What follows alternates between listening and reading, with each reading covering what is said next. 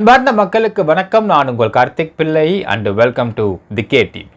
MyV3 ads bail update இன்றைக்கி லிஸ்ட்டாக இருக்க மக்களே. கேஸு என்ன நடக்கும் இன்றைக்கி வழக்கில் என்ன ஐட்டம் நம்பர்னால் என்ன, எப்போ ஒரு டீட்டெயிலாக பார்க்க போகிறோம் இந்த பதிவில். MyV3 ஆட்ஸ் பெயில் அப்டேட் நம்ம போன முறையில் இதை பற்றி பேசிகிட்டு இருந்தப்பையும் நம்ம இந்த கோர்ட் டீட்டெயில்ஸ் கொடுக்குறப்பையும் நிறைய பேர் இதை பற்றி விமர்சனம் பண்ணி பேசினாங்க. தகவலாம் கிடச்சிது மக்களே.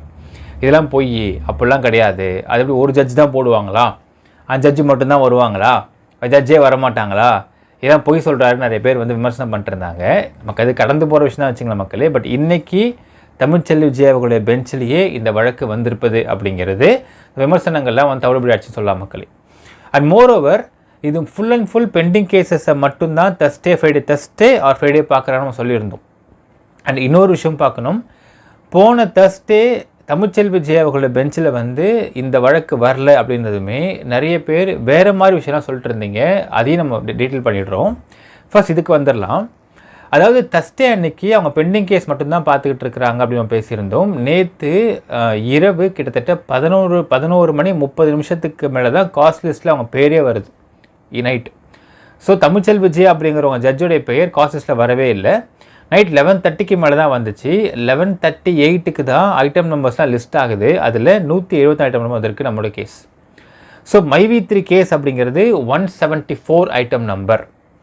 ஸோ என்ன ஐட்டம் நம்பர் அப்படிங்கிற கேள்வி கேட்பீங்க நிறைய பேர். என்னென்னால் ஐட்டம் நம்பர் அப்படின்னால் அதாவது case number, serial number item நம்பர்னு சொல்கிறாங்க கோர்ட்டுடைய லாங்குவேஜில். இப்போ 174 ஐட்டம் நம்பர் அப்படின்னால் 174வது வழக்கு தான் ஜட்ஜு பார்க்க போகிற வழக்கு, MyV3 ஆட்ஸோட வழக்கு. அப்போ எத்தனை மணிக்கு இந்த கேஸ் வரும் அப்படின்னு பார்த்தீங்கன்னா குறைந்தபட்சம் ஆஃப்டர் லஞ்ச் தான் வரும் வாய்ப்பு இருக்குது.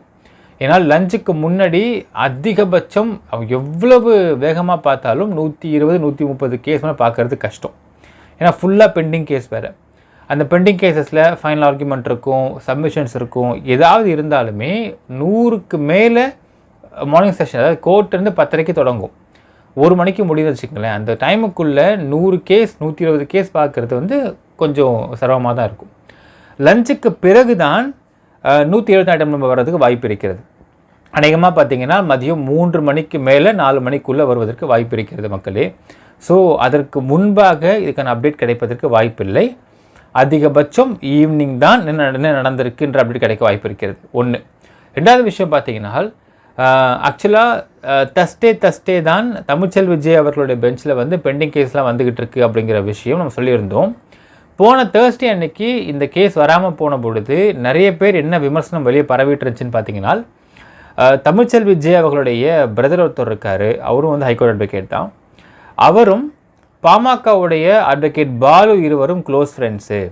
அதனால் ஜஸ்டிஸ் அவர்கள் பாமகவுக்கு ஃபேவராக பண்ணுவாங்களா, அப்படி தான் பண்ணுறாங்களா, அதனால தான் போன முறை வழக்கு எடுக்கலையா அப்படின்னு நிறைய பேர் விமர்சனம் பண்ணியிருந்திருக்காங்க. அந்த விமர்சனம் அப்படிங்கிறது உங்களுக்கு வருவதற்கு இயற்கையாக வாய்ப்பு இருக்கிறது தான். ஆனால் நாம் விசாரித்த வரையில் நீதிபதி தமிழ்ச்செல்வி விஜய் அவர்கள் அப்படிலாம் கிடையாது அப்படிங்கிற தகவல் தெரிய வருது மக்களே. ஸோ அப்படி ஒரு விஷயம் வெளியே பரவிட்டுருக்கு. அது பொய்யான தகவலை நீங்கள் பதிவு பண்ணிக்க விரும்புகிறேன். 174 ஐட்டம் நம்பர் குறைந்தபட்சம் மதியம் 3 மணிக்கு மேலே தான் ஹியரிங்கே வரும். அதிகபட்சம் இதுக்கான என்ன ரிசல்ட் அப்படிங்கிறது 6 மணிக்கு மேலே தெரிய வரும்.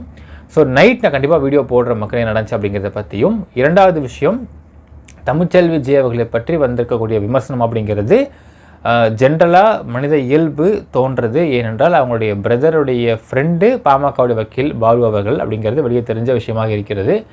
ஆனால் ஜஸ்டிஸ் அவர்கள் அந்த மாதிரி இன்ஃப்ளூயன்ஸ் ஆக மாட்டாங்க அப்படிங்கிறதும் உங்களுக்கு கிடைக்கிற மிக முக்கியமான தகவல் மக்களே. ஸோ கொஞ்சம் வெயிட் பண்ணுங்கள். ரைட் அப்டேட் பண்ணுறவங்களுக்கு என்ன நினைக்கிறேன் கமெண்ட்டில் மென்ஷன் பண்ணுங்கள் மக்களே. நன்றி, வணக்கம்.